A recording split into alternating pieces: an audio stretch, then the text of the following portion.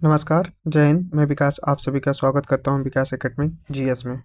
कैसे हैं साथियों? उम्मीद करता हूं आप सभी लोग स्वस्थ होंगे, आप सभी लोग की पढ़ाई लिखाई अच्छी चल रही होगी। पिछली क्लास में हमने फंडामेंटल राइट्स पार्ट 1 के इम्पोर्टेंट एमसीक्यू देखे थे और आज हम उसी को आगे बढ़ाते हुए लेकर आए हैं पार्ट 2, जहां क्वेश्चन थोड़े ट्रिकी हैं लेकिन एग्जाम में सीधे पूछे जाते हैं। तो अगर आप रिवीजन करना चाहते हैं और स्कोर को बढ़ाना चाहते हैं तो यह वीडियो आपके लिए है। लास्ट तक बने रहिए और क्वेश्चन को करिए। चलिए साथियों, क्वेश्चन को स्टार्ट करते हैं और क्वेश्चन को करते हैं। पहला क्वेश्चन आपकी स्क्रीन पर है, आप लोग इसका जवाब दीजिए। इसका आंसर क्या होगा? अनुच्छेद 13(2) के अनुसार राज्य ऐसा कानून नहीं बनाएगा जो मौलिक अधिकार बढ़ाए, मौलिक अधिकार घटाए, नीति निर्देशक तत्व लागू करे या संविधान संशोधन करे। ध्यान से क्वेश्चन को देखिए और आप लोग जवाब दीजिए। इसका आंसर क्या होगा? मौलिक अधिकार बढ़ाए, मौलिक अधिकार घटाए, नीति निर्देशक तत्व लागू करे या संविधान संशोधन करे। तो साथियों, कानून नहीं बनाएगा शब्द को ध्यान से सुनिएगा। तो क्या करेगा? मौलिक अधिकार को घटाने का काम नहीं करेगा। फर्स्ट का क्या हो जाएगा? B is the right answer हो जाएगा। चलिए नेक्स्ट क्वेश्चन को देखिए। सेकंड क्वेश्चन क्या कह रहा है उसका आप लोग जवाब दीजिए। कानून के समक्ष समानता की अवधारणा किस देश से ली गई है? साथियों, अमेरिका, इंग्लैंड, फ्रांस, आयरलैंड।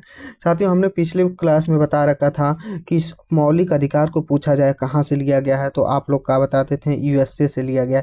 लेकिन यहाँ पर पूछा जा रहा है कानून के समक्ष समानता अर्थात आर्टिकल 14 के बारे में बात किया जा रहा है। तो कहाँ से इसे लिया गया है? तो ध्यान रखिएगा, इसे इंग्लैंड से लिया गया है। तो सेकंड का B is the right answer हो जाएगा। आइए नेक्स्ट क्वेश्चन को देखते हैं। थर्ड क्वेश्चन आपकी स्क्रीन पर है, आप लोग इसका जवाब करिए। इसका आंसर क्या हो जाएगा? अनुच्छेद 20 किससे संबंधित है? गिरफ्तारी से, अपराध संरक्षण से, जीवन से या शिक्षा से? बताइए, अनुच्छेद 20 किससे संबंधित है? आप लोग इसका जवाब करिए, क्या आंसर हो जाएगा? आर्टिकल 21 में साथियों हमने क्या बता रखा था? जीवन के अधिकार का बारे में बताया गया है और आर्टिकल 21 में शिक्षा के अधिकार के बारे में बताया गया। और जो आर्टिकल 20 है साथियों, ये अपराध से संरक्षण के बारे में से संबंधित है। किससे? अपराध से संरक्षण। तो 3 का B is the right answer हो जाएगा। थर्ड का B is the right answer हो जाएगा। चलिए नेक्स्ट क्वेश्चन को देखते हैं। चलिए 4 नंबर क्वेश्चन को देखिए, क्या इसका जवाब हो जाएगा? अनुच्छेद 21 का विस्तार किस मामले में हुआ है? गोलकनाथ केस, मेनका गांधी केस, केशवानंद भारती या मिनर्वा मिल्स? साथियों, वो बात करिए 1978 की। 1978 की बात करते हैं, होता है आपका मेनका गांधी केस। मेनका गांधी केस होता है और यहीं पर सुप्रीम कोर्ट के द्वारा क्या किया जाता है? आर्टिकल 21 का विस्तार कर दिया जाता है। आर्टिकल 21 का विस्तार किया जाता है मेनका गांधी वाद में। और होता कब है साथियों? तो 1978 में। ध्यान रखिएगा, केशवानंद भारती के बारे में बात कर लें थोड़ा सा आप लोगों से। ये 1973 में 1973 में होता है और भारत का सबसे बड़ी बेंच इसमें बैठती है, 13 जजों की बेंच बैठती है। और यहीं पर प्रस्तावना को संविधान का एक अभिन्न अंग बताया जाता है। इसे भी आप लोग ध्यान रखिएगा। चलिए नेक्स्ट क्वेश्चन पर चलते हैं। 5 नंबर क्वेश्चन को देखिए और आप लोग इसका जवाब करिए, क्या आंसर करेंगे? अनुच्छेद 24 लागू होता है निजी क्षेत्र पर, सार्वजनिक क्षेत्र पर या दोनों पर या केवल सरकार पर?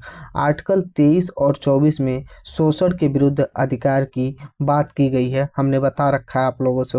यहाँ पे पूछा जा रहा है आर्टिकल 24 कहाँ पर लागू होगा?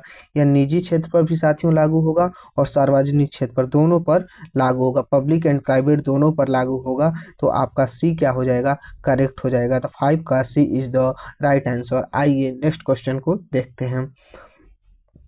6 नंबर क्वेश्चन को देखिए और आप लोग जवाब देने की कोशिश करिए, क्या आंसर होगा? अनुच्छेद 23 के अंतर्गत कौन शामिल नहीं है? बेगार, मानव तस्करी, बाल श्रम या बलात् श्रम? ध्यान से पढ़िएगा, बाल श्रम, बलात् श्रम क्या आर्टिकल 23 के अंतर्गत नहीं आता है? आप लोग जवाब दीजिएगा। साथियों, बाल श्रम की बात आर्टिकल 23 में नहीं किया गया है। मानव तस्करी की बात हो, बेगार की बात हो, बलात् श्रम की बात हो, ये सब आर्टिकल 23 के अंतर्गत आता है। लेकिन बाल श्रम की बात साथियों आर्टिकल 24 के अंतर्गत आता है। इसे आप लोग ध्यान रखिएगा। तो 6 का सी इज द राइट आंसर हो जाएगा। क्योंकि क्वेश्चन को पढ़िएगा, क्या शामिल नहीं है? क्योंकि जब क्वेश्चन में नहीं आता, इसे आप लोग इस पे ध्यान दीजिएगा, क्योंकि यही क्वेश्चन ज्यादा अक्सर गलत करवाता है। मैं लोग ध्यान से पढ़ते नहीं, क्वेश्चन टिक लगा करके आगे बढ़ जाते हैं। चलिए नेक्स्ट क्वेश्चन को देखते हैं। 7 नंबर क्वेश्चन को देखिए और आप जवाब दीजिए। आर्टिकल 21A किससे संबंधित है? तो ध्यान दीजिएगा, आर्टिकल 21 जीवन, शिक्षा, रोजगार, स्वास्थ्य, तो शिक्षा से संबंधित है। किससे संबंधित है साथियों? तो आर्टिकल 21A शिक्षा से संबंधित है और आपका होता है 86वां संविधान संशोधन। 86वां संविधान संशोधन 2002 के द्वारा इसे शिक्षा के अधिकार को क्या कर दिया जाता है? मौलिक अधिकार बना दिया जाता है और आर्टिकल 21A में इसे रखा जाता है। तो 7 का B is the right answer हो जाएगा। चलिए नेक्स्ट क्वेश्चन को देखते हैं। चलिए 8 नंबर क्वेश्चन का आप लोग जवाब दीजिए, इसका आंसर क्या हो जाएगा? अनुच्छेद 26 किससे संबंधित है? धार्मिक स्वतंत्रता, धार्मिक संस्थाओं का प्रबंधन, पूजा पद्धति या धार्मिक शिक्षा। आर्टिकल 25 से लेकर के 28 तक हमें धार्मिक स्वतंत्रता के बारे में बताया गया है। मौलिक अधिकार में धार्मिक स्वतंत्रता का अधिकार मिलता है। यहाँ पर आर्टिकल 26 की बात की जा रही है साथियों, तो बताइए आर्टिकल 26 में क्या आएगा? तो ध्यान रखिएगा, यहाँ पर धार्मिक संस्थाओं के का प्रबंधन के बारे में आर्टिकल 25 में बताया गया। क्या? धार्मिक संस्थाओं के प्रबंधन के बारे में। तो 8 का बी इज द क्या हो जाएगा? राइट आंसर हो जाएगा। चलिए नेक्स्ट क्वेश्चन को देखते हैं। 9 नंबर क्वेश्चन को देखिए और आप लोग जवाब करिए, इसका आंसर क्या होगा? अनुच्छेद 29 किससे संबंधित है? आर्टिकल 29 एवं 30 में क्या है? सांस्कृतिक एवं क्या? सांस्कृतिक एवं साथियों शिक्षा का अधिकार दिया गया है आर्टिकल 29 एवं 30 में। यहाँ पर क्या पूछा जा रहा है? किससे संबंधित है? संस्कृति की रक्षा, भाषा, अल्पसंख्यक। तो यहाँ पर सभी की बात की गई है आर्टिकल 29 और 30 में। तो 9 का क्या आंसर हो जाएगा? डी हो जाएगा, उपरोक्त में सभी या ऑल ऑफ द एबव। तो 9 का D is the correct answer. आइए नेक्स्ट क्वेश्चन को देखते हैं। 10 नंबर क्वेश्चन आपकी स्क्रीन पर है, आप लोग जवाब दीजिए। मौलिक अधिकार लागू होते हैं केवल राज्य पर, केवल व्यक्ति पर, राज्य और व्यक्ति दोनों पर, या केवल सरकार पर? तो मौलिक अधिकार साथियों कहाँ पर लागू होते हैं, इसका आप लोग जवाब दीजिए। तो साथियों ध्यान दीजिएगा, मौलिक अधिकार की बात की जाए तो राज्य और व्यक्ति दोनों पर लागू होता है। कहाँ? राज्य और व्यक्ति दोनों पर लागू होगा। तो आपका 10 नंबर का सी आपका सही हो जाएगा। चलिए नेक्स्ट क्वेश्चन को देखते हैं। 11 नंबर क्वेश्चन का बताइए आप लोग क्या आंसर कर रहे हैं। अनुच्छेद 226 किससे संबंधित है? सुप्रीम कोर्ट, हाई कोर्ट, संसद या राष्ट्रपति? ध्यान दीजिएगा, अनुच्छेद 226 की बात की जा रही है साथियों। तो आपके मौलिक अधिकार का जब हनन होगा तो आर्टिकल 32 के अंतर्गत आप सुप्रीम कोर्ट जाएंगे। क्या करेंगे? आर्टिकल 32 के अंतर्गत सुप्रीम कोर्ट जाएंगे और आर्टिकल 26 के अंतर्गत साथियों आप कहाँ जाते हैं? तो हाई कोर्ट जाते हैं। तो ये किससे संबंधित हो गया साथियों? हाई कोर्ट से संबंधित हो गया। ध्यान दीजिएगा, आर्टिकल 32 के अंतर्गत सुप्रीम कोर्ट जाएंगे और आर्टिकल 226 के अंतर्गत आप हाई कोर्ट जाते हैं जब आपके मौलिक अधिकार का हनन होता है।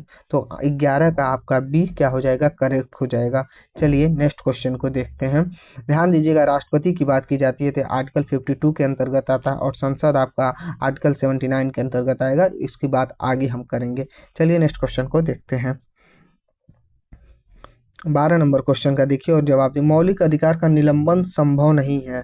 कौन से मौलिक अधिकार का निलंबन संभव नहीं है? देखिए आर्टिकल 20 की बात की जाए, आर्टिकल 21, आर्टिकल 20 और 21 या सभी। तो ध्यान दीजिएगा साथियों, मौलिक अधिकार का निलंबन कब होता है? जब क्या होता है, देश में या राज्य में क्या लगाया जाता है? राष्ट्रीय आपातकाल घोषित की जाती है। तो वहां पर आपके मौलिक अधिकार निलंबित कर दिए जाते हैं। लेकिन आर्टिकल 20 और 21 को छोड़ करके, आर्टिकल 20 और 21 को छोड़ करके सारे मौलिक अधिकार को निलंबित कर दिया जाता है। तो 12 का आपका आंसर इस प्रकार क्या हो जाएगा? सी आपका राइट हो जाएगा। चलिए नेक्स्ट क्वेश्चन को देखिए। 30 नंबर क्वेश्चन के देखिए, अनुच्छेद 34 लागू होता है कहां पर? बताइए, युद्ध में, आपातकाल में, मार्शल लॉ में या वित्तीय संकट में? इसका जवाब दीजिए, अनुच्छेद 34 कहां पर लागू होगा? तो ध्यान दीजिएगा साथियों, अनुच्छेद 34 आपका मार्शल लॉ पे लागू होता है। मार्शल लॉ का समझ रहे हैं मतलब क्या होता है? मार्शल लॉ में साथियों क्या होता है, जहां पर सैन्य शासन हो जाता है वहां पर आपका अनुच्छेद 34 को लागू किया जाता है। इसे आप लोग ध्यान दीजिएगा, ठीक है। तो इसका आंसर क्या हो जाएगा? 13 का सी आपका करेक्ट हो जाएगा। चलिए नेक्स्ट क्वेश्चन को देखिए। 14 नंबर क्वेश्चन को देखिए और आप लोग जवाब दीजिए। किस मौलिक अधिकार को 44वें संविधान संशोधन द्वारा हटा दिया गया? स्वतंत्रता का अधिकार, संपत्ति का अधिकार, धार्मिक स्वतंत्रता या संवैधानिक उपचार? ध्यान दीजिएगा, 44वां संविधान संशोधन आपका होता है 1978 में। 1978 में होता है साथियों, ध्यान रखिएगा। और आपके संपत्ति के अधिकार को मौलिक अधिकार से हटा करके इसे कानूनी अधिकार बना दिया जाता है और आर्टिकल 300A के अंतर्गत इसे रखा जाता है। 300A के अंतर्गत इसे रखा जाता है, आप लोग ध्यान रखिएगा। तो 14 का बी आपका करेक्ट हो जाएगा। धार्मिक स्वतंत्रता मैंने बता दिया, आर्टिकल 25 से 28 के बीच आता है। और संवैधानिक उपचार की बात की जाए तो 32 के अंतर्गत आएगा, जिसे डॉक्टर भीमराव अंबेडकर के द्वारा क्या कहा गया था? इसी आर्टिकल को संविधान की आत्मा कहा गया था। इसे भी आप लोग याद रखिएगा। और मैंने स्वतंत्रता का अधिकार आपको बता रखा है साथियों, आर्टिकल 19 से 22 के बीच आएगा, इसे भी आप लोग याद रखेंगे। चलिए नेक्स्ट क्वेश्चन को देखते हैं। तो 14 का B is the right answer. Next question को मैं देखता हूँ। चलिए देखिए, 16 नंबर क्वेश्चन आपका क्या कह रहा है, इसे पढ़िए और आप लोग जवाब दीजिए। किस मौलिक अधिकार को आपातकाल के दौरान भी निलंबित नहीं किया जा सकता? समानता का अधिकार, स्वतंत्रता का अधिकार, जीवन एवं व्यक्तिगत स्वतंत्रता का अधिकार, शोषण के विरुद्ध अधिकार। ध्यान से पढ़िएगा क्वेश्चन। यहाँ पर समानता के अधिकार की बात की जा रही है तो आर्टिकल 14 से 18 के बीच चले जाएंगे। स्वतंत्रता की बात की जाएगी 19 से 22 चले जाएंगे। और जीवन एवं व्यक्तिगत स्वतंत्रता का अधिकार आर्टिकल 21 में आएगा, इसे भी आप लोग ध्यान रखिएगा। और शोषण के विरुद्ध अधिकार आर्टिकल कहाँ जाता है? 23 और 24 के बीच आता है, इसे भी याद रखिएगा। तो कौन से मौलिक अधिकार को निलंबित नहीं किया जाएगा? तो आर्टिकल क्या हो जाएगा? आर्टिकल 21 को। तो जीवन एवं व्यक्तिगत स्वतंत्रता का अधिकार आपका क्या होता है? निलंबित नहीं होता। 16 का सी आपका करेक्ट हो जाएगा। चलिए नेक्स्ट क्वेश्चन को देखिए। देखिए इसका क्वेश्चन क्या है, आप लोग पढ़िए और जवाब करिए क्या इसका आंसर होगा। संविधान का कौन सा अनुच्छेद मौलिक अधिकार को न्यायालय द्वारा प्रवर्तनीय बनाता है? बताइए कौन से अनुच्छेद को, संविधान का कौन सा अनुच्छेद मौलिक अधिकार को न्यायालय द्वारा प्रवर्तनीय बनाता है? अनुच्छेद 12, अनुच्छेद 13, अनुच्छेद 32 या अनुच्छेद 226? इसका जवाब दीजिए। कौन सा अनुच्छेद मौलिक अधिकार को न्यायालय के द्वारा प्रवर्तनीय बनाता है? तो ध्यान दीजिएगा, आर्टिकल 32 के अंतर्गत। किसे? आर्टिकल 32 के अंतर्गत क्या करेगा? न्यायालय के द्वारा उसे प्रवर्तनीय बनाएगा, इसे आप लोग ध्यान रखिएगा। और आर्टिकल 12 में क्या है? तो राज्य की परिभाषा दी गई है, इसे भी आप लोग याद रखिएगा। तो 16 का सी इज द राइट आंसर हो जाएगा। चलिए नेक्स्ट क्वेश्चन को देखिए। बंदी प्रत्यक्षीकरण का संबंध किससे है? संपत्ति से, धर्म से, व्यक्तिगत स्वतंत्रता से, समानता से? याद रखिएगा साथियों, आर्टिकल 32 के अंतर्गत 5 प्रकार के आपका रिट जारी किया जाता है सुप्रीम कोर्ट के द्वारा। और कौन कौन सा रिट होता है? तो पहला आपका बंदी प्रत्यक्षीकरण, फिर परमादेश, फिर प्रतिषेध, फिर उत्प्रेषण या और आगे चल के अगला हो जाता है अधिकार परीक्षा। तो यहाँ पर साथियों बात किया जा रहा है बंदी प्रत्यक्षीकरण का। तो बंदी प्रत्यक्षीकरण का संबंध आपका व्यक्तिगत स्वतंत्रता से होता है। किससे? व्यक्तिगत स्वतंत्रता से होता है, इसे आप लोग ध्यान रखिएगा। इसका अर्थ, शाब्दिक अर्थ समझ जाइए, सशरीर उपस्थित होना। क्या इसका अर्थ होता है? सशरीर उपस्थित होना। तो याद रखिएगा, इसका बंदी प्रत्यक्षीकरण का आंसर क्या हो जाएगा? सी इज द राइट आंसर हो जाएगा 18 का। चलिए नेक्स्ट क्वेश्चन पर चलते हैं। 90 नंबर क्वेश्चन को देखिए और आप लोग जवाब दीजिए इसका आंसर क्या करेंगे। किस अनुच्छेद के अंतर्गत उच्च न्यायालय मौलिक अधिकार की रक्षा करता है? याद रखिएगा, मैंने अभी पिछला एक क्वेश्चन कराया, मैंने बता रखा आर्टिकल 226 की बात किया है। तो आर्टिकल 226 के अंतर्गत यहाँ पर उच्च न्यायालय की बात हो रही है। जब उच्चतम न्यायालय की बात की जाएगी तो आर्टिकल 32 होगा, लेकिन जब उच्च न्यायालय की बात की जाएगी अर्थात हाई कोर्ट की बात की जाएगी तो आर्टिकल 226 हो जाएगा। तो 19 का सी आपका सही हो जाएगा। चलिए नेक्स्ट क्वेश्चन को देखते हैं। 20 नंबर क्वेश्चन को पढ़िए और जवाब दीजिए इसका आंसर क्या हो जाएगा।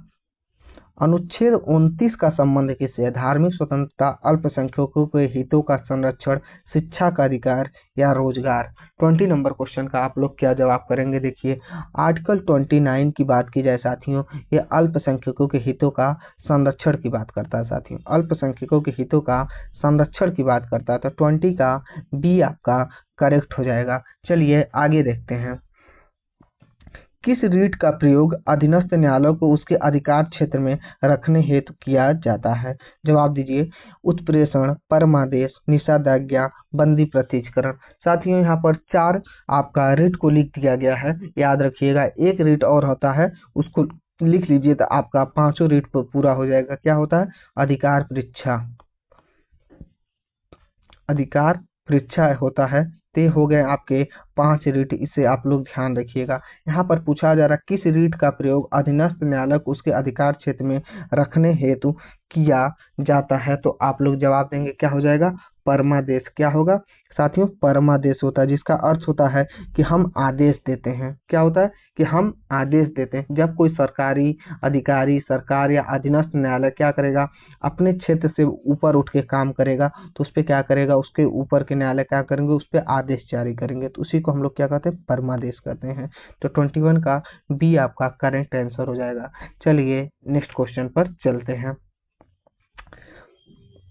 साथियों, यहीं पर हमारा सेशन समाप्त हुआ। तो आपको ये वीडियो कैसी लगी एक बार जरूर कमेंट करके मुझे बताइएगा। और लेक्चर 1 और लेक्चर 2 को देखने के बाद साथियों, पॉलिटी के फंडामेंटल राइट से जो भी क्वेश्चन आपके एग्जाम में आएंगे कभी भी गलत नहीं होंगे। तो वीडियो यूजफुल लगे तो लाइक जरूर करें, और ऐसे एग्जाम ओरिएंटेड MCQ देखने के लिए चैनल को सब्सक्राइब करें। चलिए धन्यवाद, जय हिंद, नमस्कार।